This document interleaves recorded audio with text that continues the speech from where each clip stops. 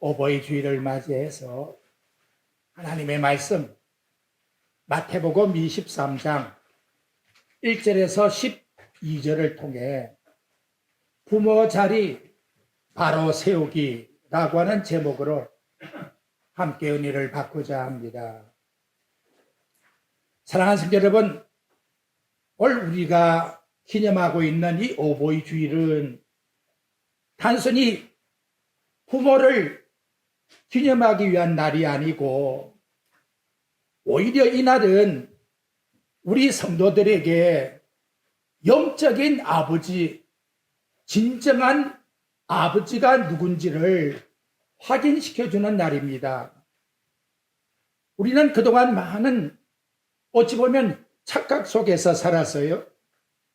자식은 부모를 너무 높이기 때문에 때로는 원망이 나오기도 합니다. 반면에 부모는 자녀를 통해서 부모라고 하는 내 자신을 자식이 증명을 해주기를 원하기 때문에 그래서 마음속에 그 인정함을, 그 존재함을 찾고자 했다는 것이지요. 이런 상황은 지금만 그런 거 아니라 예수님 때에도 그 종교인들의 마음에 똑같았다는 거예요. 왜? 율법 아래에 있었기 때문에. 주님은 말씀합니다. 아버지는 한 분뿐이시니 하늘에 계신 이시니라. 이 말씀이 회복되지 아니하면, 바르게 가정에서 세워지지 아니하면 결국 가면 가정은 무너지게 되어 있어요. 왜냐하면 하나님의 자리를 사람이 대신하려고 하니까 그 관계는 감당할 수가 없습니다. 그래서 그 무게 때문에 서로 짓누르게 된다는 거지요. 오늘 우리 모든 것 다 부모나 자식이나 내려놓고 우리의 아버지는 하나님뿐이십니다 하는 고백을 드려야 합니다. 본문에 예수님은 땅에 있는 자를 아버지라 부르지 말라라고 말씀합니다. 부모된 입장에서 뭐가 조금 이상하다 이렇게 생각될지 모르지만 절대로 부모를 무시하거나 부정하는 말씀을 주는 것이 아니고 오히려 부모의 자리를 바로 세워주는 중요한 말씀이 된다는 거예요. 오늘날 가정이 무너지는 이유 중 하나는 부모가 하나님처럼 되려고 하니까, 자기 자신이 자식들 앞에서 하나님처럼 대접받으려고 하니까, 그래서 통치의 주권이 나에게 있으니 무조건 내게 불복해라, 이러한 마음을 가지고 생각하게 되면 사랑의 통제는 점점 없어지게 되는 것이고 자식들은 부담과 압박과 억압 속에 살게 된다는 거예요. 그래서 꼭 기억할 것은 완전한 아버지는 오직 한 분뿐이시다. 부모가 하나님 되려고 할 때 가정은 무너지고 하나님 앞에서 부모도 자식도 다 겸손하게 하늘의 아버지를 섬길 때 비로소 가정은 세워진다는 것을 예수님이 말씀해 주고 있다는 것입니다. 성경의 흐름을 여러분 한번 보십시오. 인간의 타락은 언제나 하나님 자리를 대신하려고 하는 권위를 내세웠습니다. 그래서 창세기 3장에 보면 아담과 하와는 하나님 말씀보다 자신의 판단을 더 신뢰합니다. 그 순간 하나님을 아버지로 인정했던 그 관계의 질서는 깨어져 버리고 모든 관계에 주신 말씀이 머릿속에서 왜곡되어 버렸다는 거지요. 그랬더니 결과가 어떠합니까? 복을 받습니까? 가정이 깨어지잖아요. 부모와 자식 사이에 가정이 깨어졌다는 것이 어떻게 첫 아들이 둘째 아들을 죽일 수 있나 이 말이지요. 엄청난 고통이 가정 속에 들어왔다는 거예요. 그러므로 예수님의 이 말씀은 단순한 금지가 아니에요. 이것은 회복하라고 하는 선언입니다. 너희 아버지는 오직 한 분 하늘에 계신 하나님이시다. 이 선언 안에 가정의 질서는 비로소 바르게 세워지는 것입니다. 부모는 하나님을 대신하는 분이 아니라 복의 근원 되시는 하나님으로부터 가족 식구들에게 복을 주게 만드는 통로의 자리에 위치해 있다는 걸 기억해야 돼요. 그래서 순서는 하늘의 아버지가 부모는 자식에게 하나님의 거룩하신 말씀을 통해서 복을 옮겨주는 그런 관계에 위치해 있다는 것을 일러주고 있는 것입니다. 이 관계가 무너지게 되면 가정이 혼란하게 되고, 이 관계의 질서를 지키게 되면 아브라함의 가정같이 아브라함도 이삭도 야곱도 한 장막에서 천국의 소망을 바라보았으니 하나님이 이들을 위하여 하늘의 하나님됨을 기뻐하시고 한 성을 준비해 놓고 계셨다고 히브리서 11장에 말씀을 해주고 있는 것입니다. 그렇다면 어버이 주일에 우리가 돌이켜볼 진짜 질문은 이거, 자식은 나는 하나님보다 부모의 인정과 말에 더 묶여 있을 것이야, 이렇게 생각하면 안 된다는 거예요. 부모의 말이 하나님 말씀보다 앞서게 되면 하나님이 나에게 주신 사명감이 잊어버리게 되고 놓치게 된다는 거예요. 반대로 부모는 나는 자녀를 통해 내 존재를 증명할 거야, 이렇게 생각하게 되면 결국은 하나님 앞에서 교만만 생기게 되는 것이고 가정의 질서가 또 무너지게 된다는 거지요. 이 질문 앞에 자아는 무너지고 겸손해야 됩니다. 오직 고백할 것은 부모도 자식도 우리가 섬기는 하나님 참된 분은 아버지뿐이시다, 이 고백을 드릴 때에 비로소 부모도 하늘의 하나님을 아빠 아버지라 찾게 되고 자식도 하나님을 아빠 아버지라 찾게 되어서 그 안에서 진정한 하나님 주시는 화평의 천국이 이루어지게 된다라고 말씀해 주고 있는 것입니다. 예수님이 왜 이 세상에 오셨을까? 단순히 우리의 구원 맞지요. 그러나 아버지와 우리 사이, 자식 사이의 관계가 단절되어 있거든요. 인간은 고아의 상태입니다. 이 상태를 아버지께 다시 회복시켜주기 위해서, 그래서 더 이상 고아가 되지 않고 하나님 자녀로 만들기 위해서 하나님의 아들이 이 땅에 오셨다는 거지요.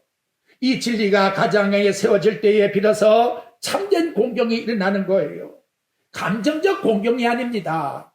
어떤 소득을 바라보는 공경이 아니라 하나님의 질서라고 하는 말씀 안에 공경이 이루어져야 진짜 하나님 앞에 바른 공경이 되는 것입니다. 그래서 오늘 주신 말씀을 통해서 저와 여러분의 가정이 바로 세워지기를 소원합니다.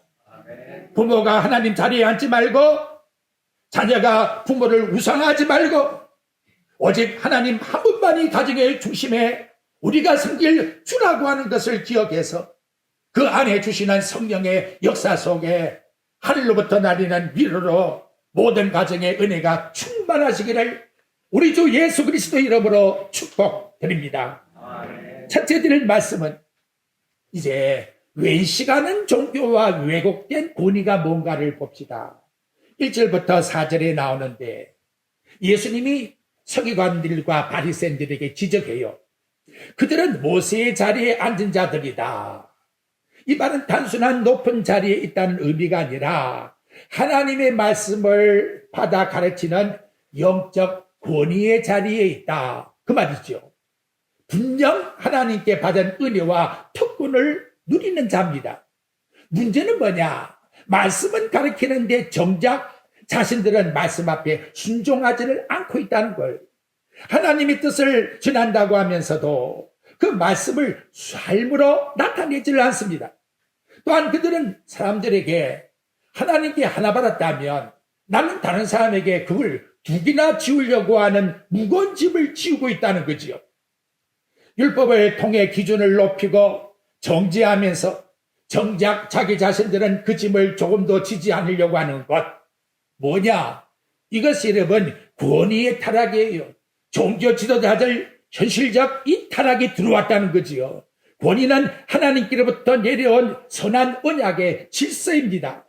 하나님께서 질서를 통해 생명을 보호하시고 관계를 세우시고 사람을 살리도록 권위를 준 것이지 죽이고 압박하도록 권위를 준 게 절대 아니라는 거지요.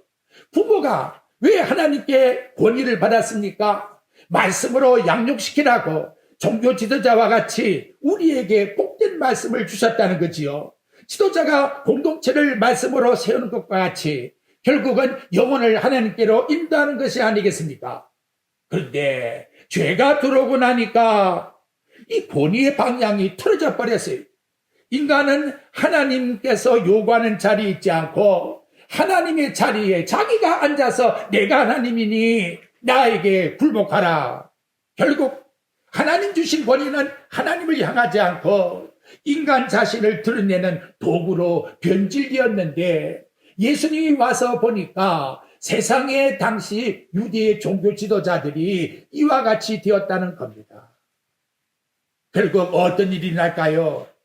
부모는 자녀를 하나님께로 인도하기보다도 내가 생각하는 기대와 내 욕망으로 너는 세워져야 돼.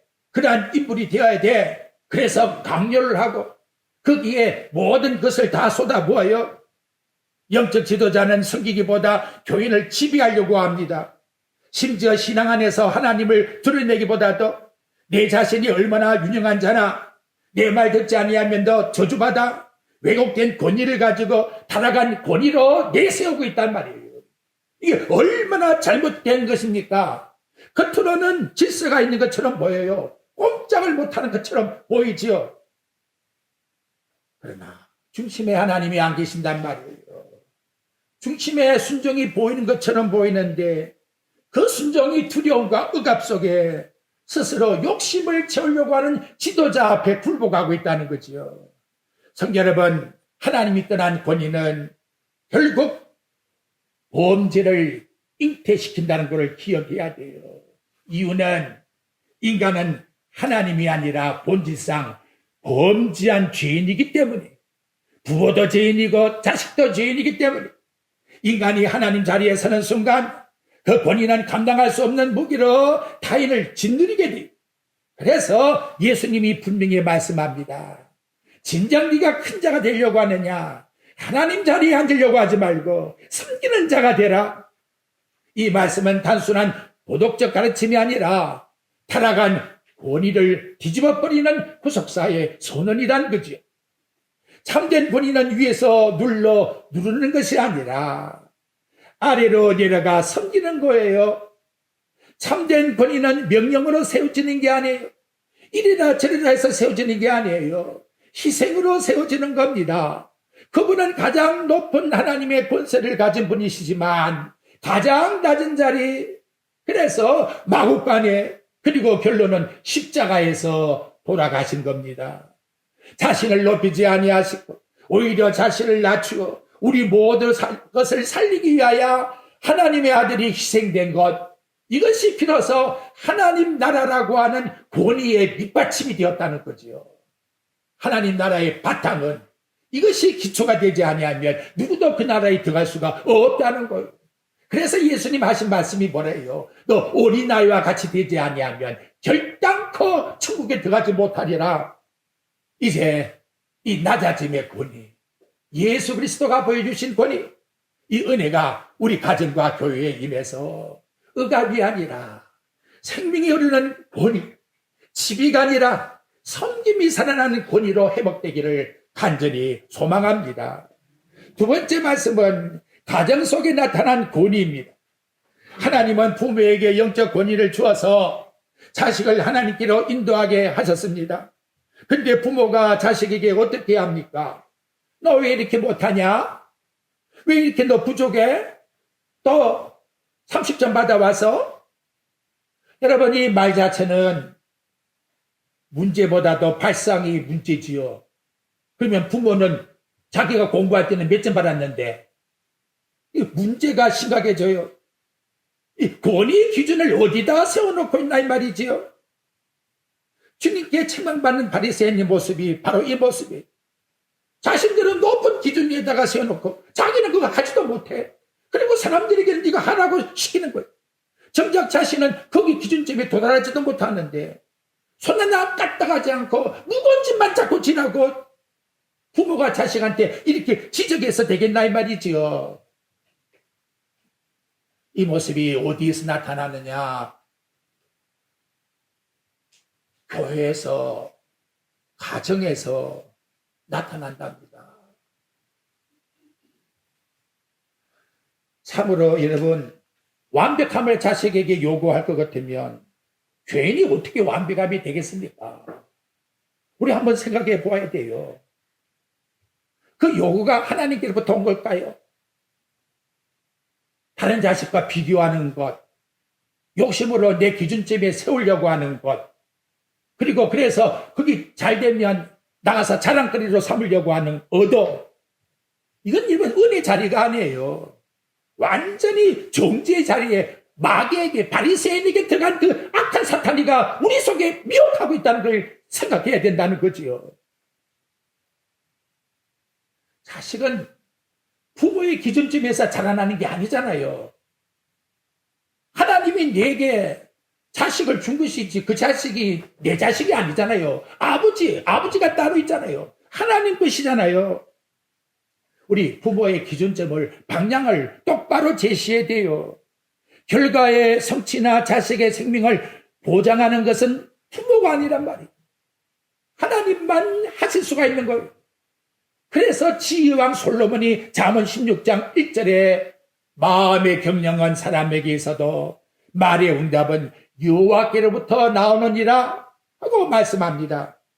결국 부모가 하나님의 주권과 섭리를 믿지 못하면 내 자식을 남의 자식과 비교하게 되고 내 만족대로 되지 않는 자식을 보게 되면 마음의 문이 닫혀서 말도 하지 않고 더 중요한 부모와 자식 사이 관계가 완전히 이별되려고 하니 이게 얼마나 가정이 파괴되게 만든단 말이에요.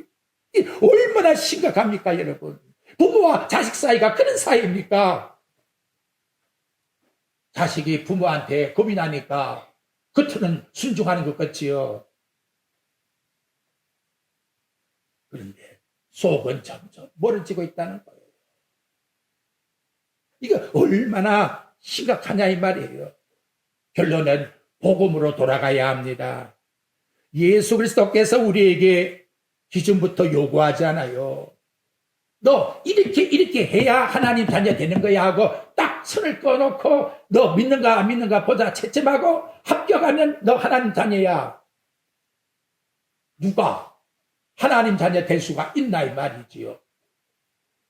완전히 반대요. 하나님이 친히 내가 죄인인데 당신이 죄인이 되지 않았어요. 우리가 죄인 됐을 때에 그분이 십자가의 죽으심으로 우리에게 나는 무조건 너 사랑한다고 우리에게 사랑을 확증해 보여주었다고 로마서 5장 8절에 우리에게 말씀해 주고 있잖아요.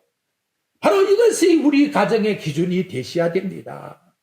예수님이 제자 세울 때에 또 우리 성도들을 세울 때에 예수님이 기준점을 정해 놓았으면 누구도 이 자리에 나올 수가 없다는 것이지요. 예수님 눈에 보이는 것은 성취를 보고 나서 인정하고 그 결과로 사랑해 주는 게 전혀 아닙니다.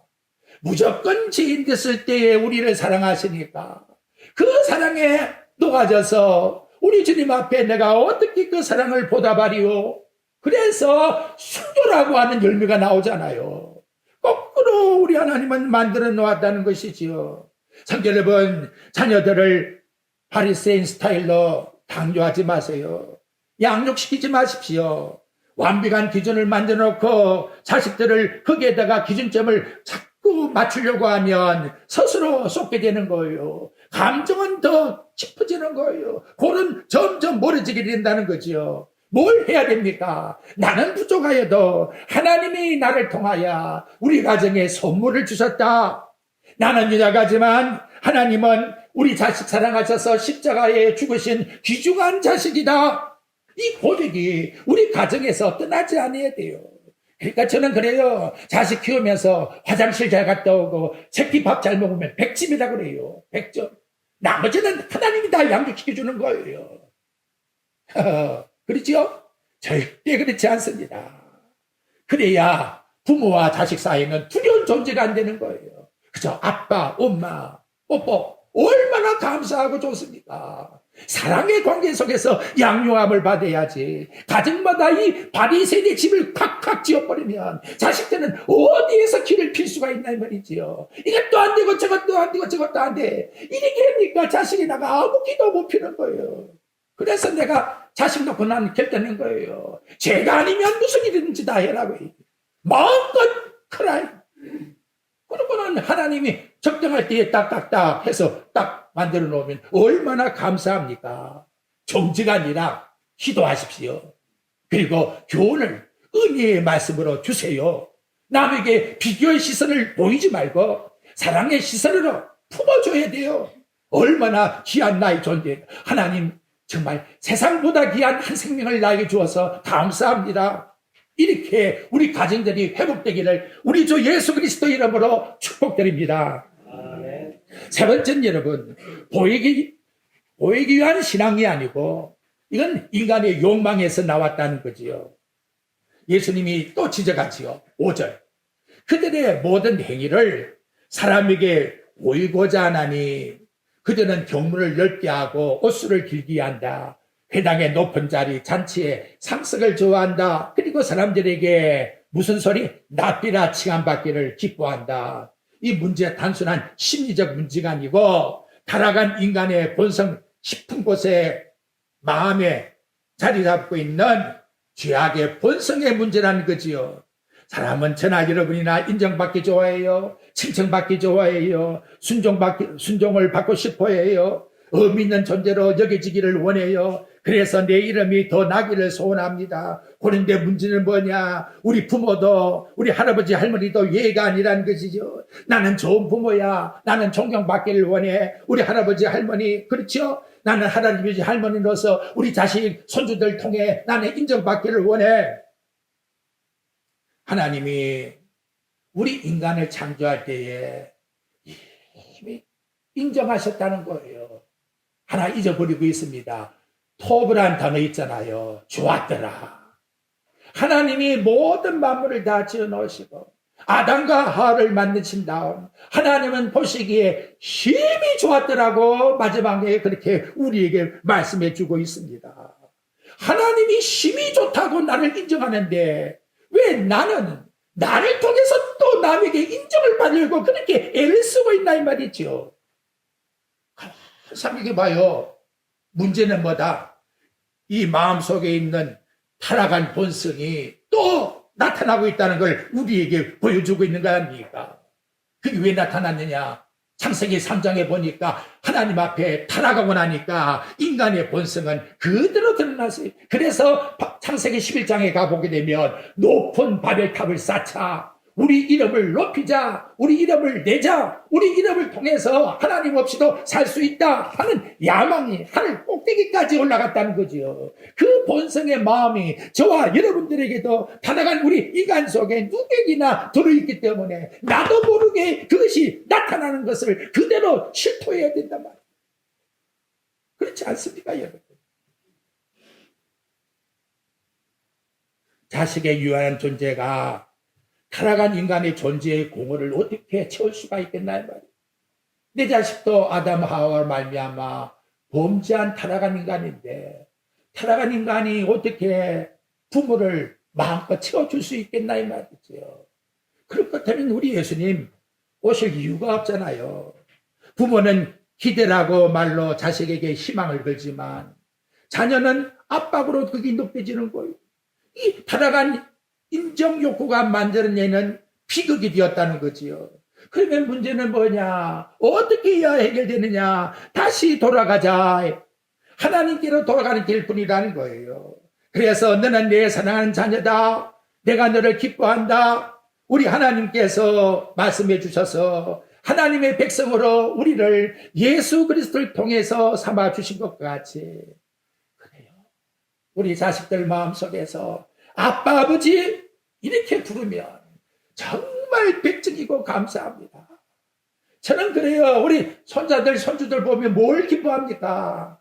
아빠, 아버지, 하늘의 하나님, 난 모르게 엎드려서 다 기도하는 그 모습이 얼마나 감사한지요. 그 모습만 가지고 있다면 그 가정은 100점이라 이 말이지요. 자녀를 통해서 자신을 증명하려고 하지 말고 하나님께서 나를 사랑하신 그 사랑으로 자녀를 오히려 사랑할 수 있게 되는 것입니다. 성도 여러분, 인정받고 싶은 욕망을 억누르려고 하지 마시고 이 흐름은 절대 멈출 수가 없어요. 이 문제를 바로 해결하기 위해서 하나님 아들이 이 땅에 오셔서 어떤 모습으로 십자가에 죽었는가를 곰곰이 생각하셔야 돼요. 예수 그리스도께서는 높아지려고 하지 아니하시고 낮아지셨고 자신을 비워서 종의 형체를 가졌다고 우리에게 말씀을 해주고 있는 것입니다. 하나님처럼 되려는 인간, 구원하기 위하여 인간 대신 하나님이 되셨다는 것을 저와 여러분은 꼭 잊지 마시기를 바랍니다. 구원의 길은 낮아지는 거예요. 날마다 내가 죽노라 하는 걸 선택해야 돼요. 높아지는 길을 갈 것인가 아니면 십자가의 낮아짐의 길을 택할 것인가? 자신을 드러낸 삶을 살 것인가 아니면 하나님을 드러낸 삶을 살 것인가? 이 선택이 누구 가정이나 가정 속에 다 있다는 거지요. 문제는 바로 부모가 먼저 본을 보여줘야 되지 않겠습니까? 부모가 자신을 높이기 시작하게 되면 틀림없어요. 가정은 진정하게 되는 거예요. 아버지가 마치고 오후에 들어와서 집에 보고 뭔가가 딱 보고는 지적을 하고 와요. 가정이 그날 밤은 다 싸늘해져 버린다는 거지요. 예수님 그렇지 않아요. 예수님이 들어오셨으면 어떻게 할까요? 행주 씻고 뭐예요? 밥그릇 씻고 청소하고 예수님이 직장에 나갔다 들어오셨다면 그렇게 할 거 아니에요. 모습이 완전히 예수님 화돼야 돼요. 이것이 하나님 앞에서 진정한 성령의 은혜 속에 살아가는 가정이 되는 겁니다. 왜? 이유가 뭐야? 거기 나왔지요. 8절. 참 무섭잖아요. 너희는 한번 따라해 봅시다. 너희는 다 형제니라. 여러분, 우리 인간 사회에는 부모, 자식, 할아버지, 할머니 소열이 이렇게 좁고 있는 것지만 하나님 앞에서는 똑같아요. 할아버지도 할머니도 손자도 다 하나님을 향해서 뭘 한다? 아버지 이렇게 부른다는 거지요. 세상 사회는 위, 아래, 강한 자, 약한 자, 가진 자, 없는 자. 그런데 하나님 나라의 소위는 그렇잖아요. 예수님 안에서 다 한 형제. 그러니까 아기도 하나님을 아빠, 아버지도 하나님을 아빠, 할아버지도 하나님을 아빠. 핏줄의 서열이 아니라 예수 그리스도 안에 구원받은 서열. 이 모습이었다 하냐. 나중에 시집가고 장가간다 소리 하지 마. 천국은 마치 무엇과 같다? 천사들과 같다. 천사들의 서열이 바로 이런 모습인 걸 우리들에게 보여주고 있는 것이지요. 이 말씀을 가정에다가 적용해 보십시오. 부모는 위에 있고 자녀는 아래에 있는 존재가 아니라 부모도 하나님 앞에 있는 자녀. 구절에 있는 말씀처럼 아버지는 한 분이시니 곧 하늘에 계시니시니라. 오해하지 말아야 합니다. 이 말씀은 육신의 부모를 부정하는 말씀이 결코 아닌 거예요. 모든 근원이 바로 부모님을 통해서 이 땅에 왔다는 것을 밝혀주는 거예요. 세상의 모든 아버지는 하늘의 아버지를 반영하는 존재라는 거예요. 구속사로 말하면 잊어버린 아버지를 다시 회복시키는 데 누가 연결점을 지어줬느냐? 바로 육신의 아버지가 복음을 통해서 연결점을 지어줬다고 말씀하고 있는 것입니다. 그러니까 가정의 진정한 회복을 위해서 우리 예수님은 가정에서 태어난 거예요. 그래서 형제도 있는 거예요. 이 속에서 우리 예수님은 진정한 하늘나라의 모습이 뭔가를 우리들에게 죄만 용서해 줄 뿐만 아니라 하나님과 우리 인간 사이의 모든 관계를 다 회복시켜주는 그와 같은 모습으로 이 땅에서 복음을 성취했다라고 말씀하고 있는 겁니다. 예수님은 우리를 아버지께로 데려가신 분이에요. 그래서 우리는 이제 하나님을 어떻게 부를 수 있었다? 따라합시다. 아빠, 아버지. 너무 좋아요. 아빠, 아버지. 기도할 때에 이 소리가 작으면 아빠, 아버지. 내 마음속에서도 뭉클해야 돼요. 내가 어떻게 하나님의 자녀가 되었는고? 내가 어떻게 아빠, 아버지라 부를 수 있게 되었는고? 그래서 10절에 보면 지도자는 아무도 없다는 거예요. 오직 이걸 가르쳐준 예수 그리스도만이 참된 선생이야. 이거를 지적하고 있다는 거지요. 우리 부모도 하나님 앞에서는 인도할 농학 선생의 역할뿐이지 우리 자신이 지도자 선생이 될 수가 없는 거지요. 우리 모두 다 예수님이 어떤 분인가 이걸 위해서 가르쳐주고 일러주고 그 은혜 속에서 함께 누리고 그 안에 주시는 하나님의 평강 그리고 그 안에 주시는 자유 이걸 삶 속에서 누려나갈 때에 이게 진정한 하나님의 은혜이죠. 만약 그렇게 되지 아니하면 부모가 보이는 우상이 되어버리는 거예요. 정말 무섭습니다. 마지막 결론을 맺습니다. 하나님 나라가 질서가 뭐냐? 거기 11절과 12절에 나오잖아요. 너희 중에 큰 자는 너희를 섬기는 자가 되어야 하리라. 세상의 기준은 높아져야 되지요. 하나님 나라 기준은 낮아져야 돼요. 예수님은 가장 높은 하나님이시지만 가장 낮은 자리로 내려오셨으니 발을 씻기시고 죄인을 섬기시고 십자가에 죽으셨습니다. 하나님 나라의 질서 이것이 하늘 나라의 빛 기초로 깔려 있다는 거예요. 가정으로 말하면 부모가 진짜 그러려면 자녀를 이해하고 기다리고 함께 짐을 지고 눈물로 기도해 주어야 합니다. 기준점을 세워놓고 너 이거 못하면 이거 하면 이렇게 하면 안 되는 거예요. 그때 그 가정은 영의 능력으로 소생함을 입게 되는 거예요. 어버이 줄 우리 부모를 높이는 날이 아니고 하늘의 아버지를 높이는 회복하는 날입니다. 부모님들 섭섭하게 여기지 마세요. 우리도 다 하늘의 하나님을 아버지로 섬기는 사람이 영광은 오직 예수 그리스도를 통하여 하나님 아버지만 영광을 받으셔야 되는 거예요. 그래야 진정한 하늘나라의 회복이 이루어지는 겁니다. 오늘 우리가 해야 할 일이 뭡니까? 하나님 앞에서 낮아져서 나는 하나님이 아니야. 나를 섬기려고 하지 말고 내가 믿고 있는 하나님을 너는 공경해야 돼. 나는 부족할 뿐이다. 그럴 때에 모든 식구들이 다 누구를? 하늘의 하나님을 아빠 아버지라 부르게 되는 거예요. 하늘의 아버지를 중심으로 서로를 살리는 가정, 그리스도 안에서 참된 자유를 누리는 가정으로 꼭 회복되시기를 우리 주 예수 그리스도의 이름으로 축원드립니다.